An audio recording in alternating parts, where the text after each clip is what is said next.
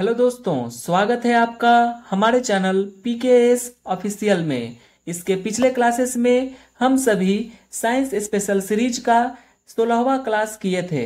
यह class totally RRB ALP पर focus किया गया है, जिससे आप अपनी एएलपी का एग्जाम आसानी से प्रिपेयर कर सकते हैं। क्लास को अंत तक देखिएगा ताकि आप अपनी प्रिपरेशन को और ज़्यादा इम्प्रूव कर सकें। यह साइंस स्पेशल सीरीज आप सभी को कैसा लग रहा है कमेंट करके जरूर बताइएगा। इस साइंस स्पेशल सीरीज में आप सभी को तगड़ा कंटेंट दिया जा रहा है, जो कि एग्जाम में आने वाले क्वेश्चन स्टैंडर्ड को फॉलो किया गया है।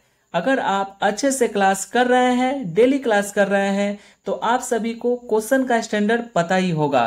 चैनल पर नए हैं तो चैनल को सब्सक्राइब कर दीजिएगा, ताकि आरआरबी एएलपी टेक्नीशियन से रिलेटेड जितनी भी क्लासेस डेली होती हैं वह आप तक मिलती रहें। तो चलिए शुरू करते हैं। सबसे पहला क्वेश्चन है, मानव उत्सर्जन तंत्र का चित्र नीचे दिया गया है, उससे विकल्प का चयन कीजिए जो उसके ए और बी द्वारा नामांकित भागों के कार्यों को निरूपित करता है। ऑप्शन ए मूत्र का निर्माण, मूत्र का शरीर से बाहर निष्कासन। ऑप्शन बी मूत्र का संग्रहण, मूत्र का निर्माण। ऑप्शन सी मूत्र का निर्माण, मूत्र को संग्रहण के लिए जाना। ऑप्शन डी मूत्र का निर्माण और मूत्र का संग्रहण। तो इसका राइट आंसर क्या होगा, आप लोग जल्दी से कमेंट कीजिए। देखिए, मानव उत्सर्जन तंत्र के चित्र में ए जो पार्ट्स का यहाँ पर निरूपित किया गया है, यह है मूत्र का निर्माण, यानी जो हमारा किडनी होता है, यानी ब्रिक जो होता है, यह क्या करता है, मूत्र का निर्माण करता है। तो ये किडनी का चित्र है, ये दो किडनी होती है हमारे मनुष्य शरीर में। तो ए नंबर जो है ये किडनी है जो मूत्र का निर्माण करता है, ठीक है। और ऑप्शन जो पार्ट बी दिया गया है, तो ये क्या करता है, तो ये करता है मूत्र को संग्रहण के लिए ले जाना। ये मूत्र यहाँ पर निर्माण होता है, उसके बाद यहाँ से मूत्र को इस नली के द्वारा ले जाकर गॉल ब्लेडर में क्या होता है, मूत्र का संग्रहण होता है। तो ये बी वाली जो नलिका दिखाई गई है, ये क्या है, मूत्र को संग्रहण के लिए, स्टोर होने के लिए लेके जाने का ये रास्ता प्रदान करती है। तो इसका राइट आंसर क्या होगा, तो इसका राइट आंसर हो जाएगा ऑप्शन सी। इसका राइट आंसर हो जाएगा ए जो है यह मूत्र का निर्माण करता है, और जो बी यहाँ पर पार्ट दिया गया है यह मूत्र को संग्रहण के लिए ले जाता है। तो इसका राइट आंसर ऑप्शन सी हो जाएगा। आई होप आप लोग पूरा समझ गए होंगे। चलिए हम थोड़ा जान लेते हैं मानव उत्सर्जन तंत्र के जो अंग हैं। पहला जो होता है किडनी, ठीक है। उसके बाद क्या है, मूत्र नलिका, जिसे हम लोग क्या कहते हैं, यूरेटर्स कहते हैं। उसके बाद मूत्राशय यानी ये जो गॉल ब्लेडर है। उसके बाद मूत्रमार्ग यानी यूरेथ्रा, जो यहाँ पर आप लोग देख रहे हैं। तो ये जो चार जो मेन पार्ट्स हैं, पहला एक हो जाएगा किडनी, दूसरा हो जाएगा यह मूत्र नलिका यानी यूरेटर्स, और तीसरा हो जाएगा मूत्राशय यूरिनरी ब्लडर, और ये चौथा हो जाएगा मूत्रमार्ग। तो ये हमारे मानव उत्सर्जन तंत्र के अंग, प्रमुख अंग हो जाएंगे। आई होप आप लोग यह क्वेश्चन पूरे अच्छे से समझ गए होंगे। चलिए नेक्स्ट क्वेश्चन देखते हैं। नेक्स्ट क्वेश्चन है, निम्न में से कौन सा सर्वाधिक विद्युत धनात्मक तत्व है। Option A magnesium, option B caesium, option C sodium, option D calcium. तो इसका राइट आंसर क्या होगा, आप लोग कमेंट कीजिए। देखिए, सर्वाधिक विद्युत धनात्मक तत्व जो हो जाएगा वो हो जाएगा हमारा सीजियम। इसका राइट आंसर ऑप्शन बी हो जाएगा, ठीक है। सीजियम जो है यह सर्वाधिक विद्युत धनात्मक तत्व है, ठीक है। चलिए, और यहाँ पर देख लीजिए, जो हम लोग थोड़ा जान लेते हैं कि सर्वाधिक जो विद्युत ऋणात्मक तत्व है, यहाँ पर तो विद्युत धनात्मक तत्व आप लोग जान गए सीजियम, और सर्वाधिक विद्युत जो ऋणात्मक तत्व है वह हो जाएगा फ्लोरीन। ऋणात्मक तत्व जो है हो जाएगा, सर्वाधिक ऋणात्मक तत्व क्या हो जाएगा, फ्लोरीन हो जाएगा, ठीक है। और सर्वाधिक विद्युत बंधुत्व वाला तत्व क्या हो जाएगा, तो क्लोरीन। ये बहुत बार एग्जाम में ऐसा पूछा गया है कि सर्वाधिक विद्युत बंधुत्व वाला तत्व जो है वो हो जाएगा क्लोरीन, ठीक है। उसके बाद और एक पूछता है, सर्वाधिक क्रियाशील धातु कौन सा है। तो सर्वाधिक क्रियाशील धातु पोटेशियम हो जाएगा, ठीक है। ये आप लोग याद रखिएगा। और सर्वाधिक अक्रियाशील धातु क्या हो जाएगा, तो सोना। सोना जो है ये सबसे अक्रियाशील धातु सोना हो जाएगा। ये आप लोग याद रखिएगा। इतनी क्वेश्चन से आप लोग पूरा समझ गए होंगे। सर्वाधिक विद्युत धनात्मक तत्व जो हो जाएगा वो सीजियम हो जाएगा, और सर्वाधिक ऋणात्मक तत्व जो हो जाएगा वो हो जाएगा हमारा फ्लोरीन, और सर्वाधिक विद्युत बंधुत्व वाला तत्व हो जाएगा क्लोरीन। उसके बाद क्या है, सर्वाधिक क्रियाशील धातु पोटेशियम, और सबसे अक्रियाशील धातु सोना। ठीक है, आई होप आप लोग पूरा समझ गए होंगे। चलिए नेक्स्ट क्वेश्चन देखते हैं। नेक्स्ट क्वेश्चन है, निम्न में से कौन सी अभिक्रिया सांकेतिक रूप से संयोजन अभिक्रिया को प्रकट कर रहा है? तो सबसे पहले हम लोग जान लेते हैं कि संयोजन अभिक्रिया क्या होती है। तो संयोजन अभिक्रिया में दो या दो से अधिक अभिकारक मिलकर एक प्रतिफल का निर्माण करता है, उसे हम लोग क्या कहते हैं, संयोजन अभिक्रिया कहते हैं। तो इस ऑप्शन में आप लोग कौन सा है, ये आप लोग कमेंट कीजिए जल्दी। कमेंट नहीं कीजिएगा तो देखिए कैसे पता चलेगा कि आप लोग को कितने प्रश्नों का सही सही जवाब आपको आता है। तो इसलिए कमेंट करके जरूर बताइए कि आप लोग को कितने सवाल का आंसर पता है। ठीक है, तो देखिए जो यहाँ पर संयोजन अभिक्रिया का क्राइटेरिया है वो क्या है कि दो या दो से अधिक अभिकारक मिलकर एक प्रतिफल का निर्माण करता है। तो इससे इसका राइट आंसर हो जाएगा ऑप्शन डी। ऑप्शन डी जो है ये ए और बी दोनों अभिकारक मिलकर एक प्रतिफल सी का निर्माण करते हैं। तो इसका राइट आंसर ऑप्शन डी हो जाएगा, जो सांकेतिक रूप से संयोजन अभिक्रिया को प्रकट कर रहा है। आई होप आप लोग पूरा समझ गए होंगे। चलिए नेक्स्ट क्वेश्चन देखते हैं।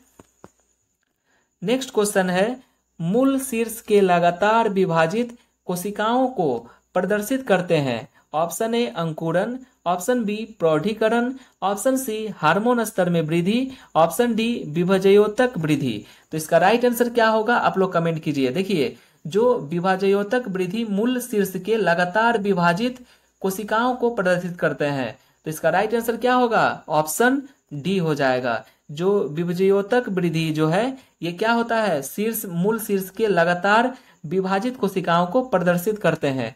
ठीक है, देखिए विभजयोतक कोशिकाएं लगातार विभाजित होने की प्रवृत्ति रखते हैं, इसीलिए क्या होगा, मूल शीर्ष के लगातार विभाजित कोशिकाओं को प्रदर्शित कौन करता है, तो विभजयोतक वृद्धि। आई होप आप लोग पूरा समझ गए होंगे। चलिए नेक्स्ट क्वेश्चन देखते हैं। नेक्स्ट क्वेश्चन है, कई प्रतिरोधों को समानांतर क्रम में संयोजित करने को इनमें से किस समतुल्य माना जा सकता है?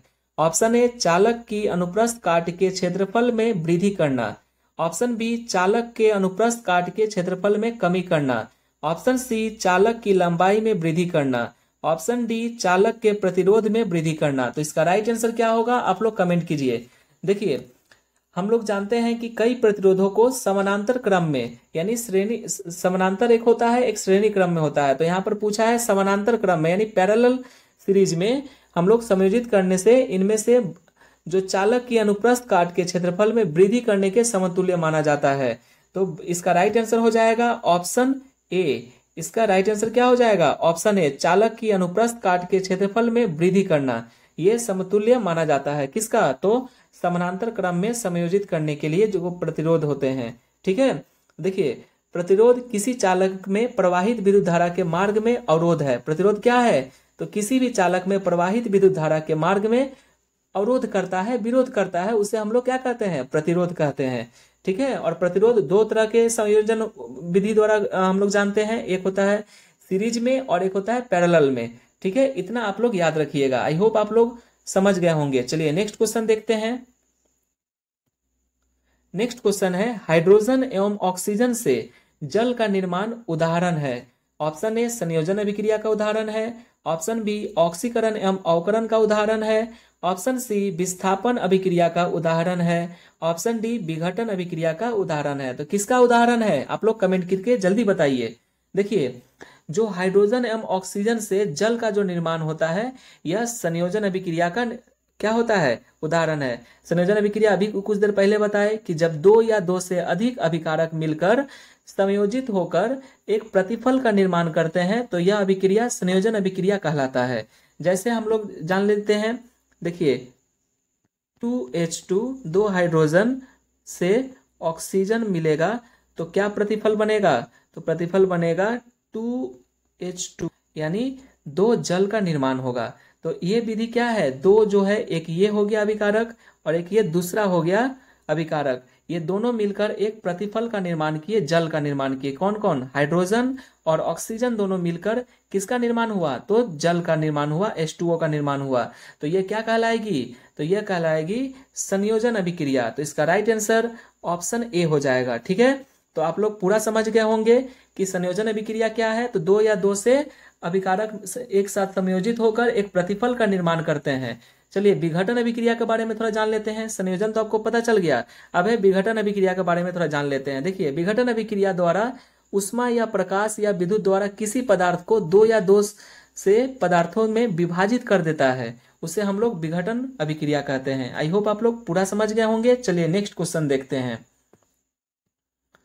नेक्स्ट क्वेश्चन है 6 फेरों वाली एक धारावाही वृत्ताकार कुंडली के कारण उत्पन्न चुंबकीय क्षेत्र समान धारा प्रवाह वाले एकल वृत्ताकार लूप के कारण उत्पन्न चुंबकीय क्षेत्र के डैश के बराबर होगा। किसके बराबर होगा, कितने गुने के चुंबकीय के बराबर होगा, ये आप लोग कमेंट कीजिए। देखिए जो 6 फेरों वाली धारावाही वृत्ताकार कुंडली के कारण उत्पन्न चुंबकीय क्षेत्र यानी जो समान धारा वाले जो एकल वृत्ताकार के लूप के कारण उत्पन्न जो चुंबकीय क्षेत्र के 6 गुना के बराबर होगा। 6 फेरों वाली 6 गुने के बराबर होता है।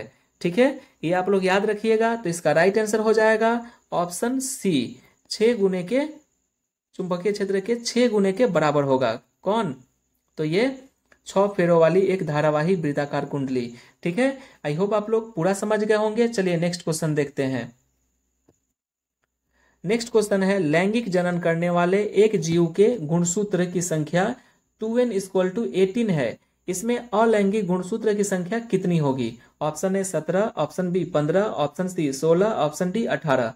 तो इसका राइट आंसर क्या होगा आप लोग कमेंट कीजिए। देखिए लैंगिक जनन करने वाले एक जीव में, ठीक है, गुणसूत्र की संख्या 2n = 18 है, तो इसमें लैंगिक गुणसूत्र की संख्या जो ऑटोसोम्स होते हैं, अलैंगिक गुणसूत्रों की संख्या, अलैंगिक गुणसूत्र यानी ऑटोसोम्स की संख्या कितनी हो जाएगी, तो यह हो जाएगी 16 हो जाएगी। तो इसका राइट आंसर ऑप्शन सी हो जाएगा। तो ये आप लोग याद रखिएगा। ठीक है, और गुणसूत्र जो है यानी क्रोमोसोम डीएनए तथा प्रोटीन के बने होते हैं। ये बहुत बार पूछता है, जो गुणसूत्र होते हैं यानी क्रोमोसोम ये डीएनए तथा प्रोटीन के बने होते हैं। ठीक है, और डीएनए जीन के बने होते हैं। इतनी बात आप लोग को पता होनी चाहिए। चलिए नेक्स्ट क्वेश्चन देखते हैं। नेक्स्ट क्वेश्चन है अजैव निम्नकर्णीय प्लास्टिकों से संबंधित निम्नलिखित में से 3 कथन जंतु, पादप और हमारे आसपास के वातावरण पर उनके प्रभाव को दर्शाते हैं। असंगत कथन का चयन कीजिए, यानी जो गलत कथन है उसका चयन करना है। ऑप्शन ए यह मृदा की उर्वरा शक्ति को कम करते हैं। ऑप्शन बी जानवरों द्वारा खाए जाने पर घातक साबित हो सकते हैं। ऑप्शन सी यह नलियों को जाम कर देते हैं। नालियों को क्या कर देते हैं, तो जाम कर देते हैं। ऑप्शन डी प्लास्टिक के थैले टिकाऊ होते हैं।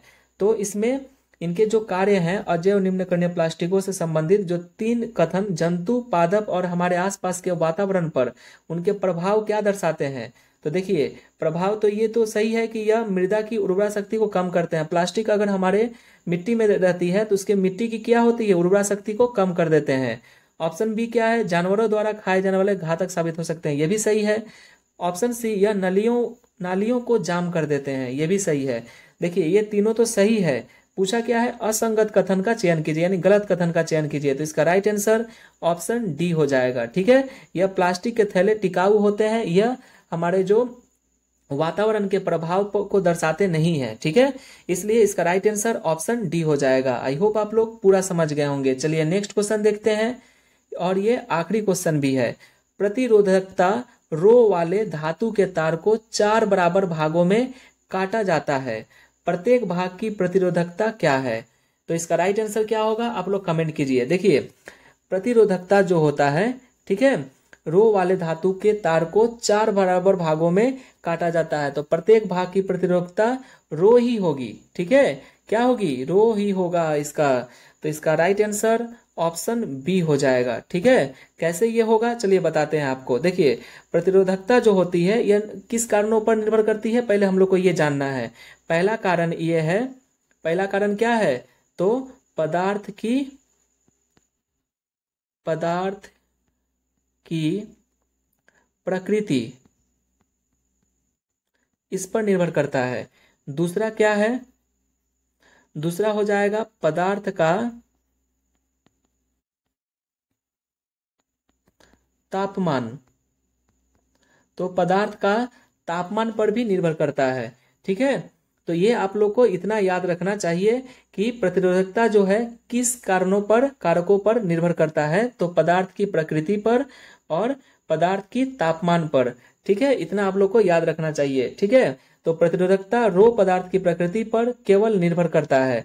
जैसे चांदी के किसी भी लंबाई वाले तार के लिए प्रतिरोधकता मान नियत ही होता है, इसलिए इसका राइट आंसर ऑप्शन बी हो जाएगा। प्रतिरोधकता रो वाले धातु के तार को 4 बराबर भागों में अगर काट भी देते हैं तो उससे कोई फर्क नहीं पड़ने वाला है, क्योंकि पदार्थ की यह निर्भर करता है केवल पदार्थ की प्रकृति कैसी है और पदार्थ का तापमान कैसा है, तापमान पर निर्भर करता है। ठीक है, तो इसको हम लोग कैसे डिनोट करेंगे, पदार्थ की प्रकृति यानी तार की।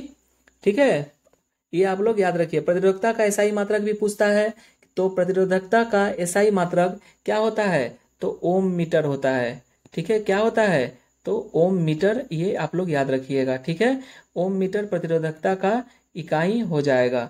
ठीक है, एसआई मात्रक हो जाएगा ओम मीटर। तो ये क्वेश्चन से जितने सारे क्वेश्चन बन सकते हैं आप सभी को मैंने बता दिया। आई होप आप लोग को पूरा अच्छे से समझ आया होगा। आप अगर क्लास अंत तक देख रहे हैं तो कमेंट बॉक्स में बताएं कि आप टॉप 10 प्रश्नों में से आप कितने प्रश्नों का सही सही जवाब दिया है। अगर कोई क्वेश्चन में आपको डाउट है तो कमेंट बॉक्स में कमेंट जरूर करें। मन लगाकर पढ़ाई करें। मिलते हैं अगले वीडियो में, तब तक के लिए जय हिंद।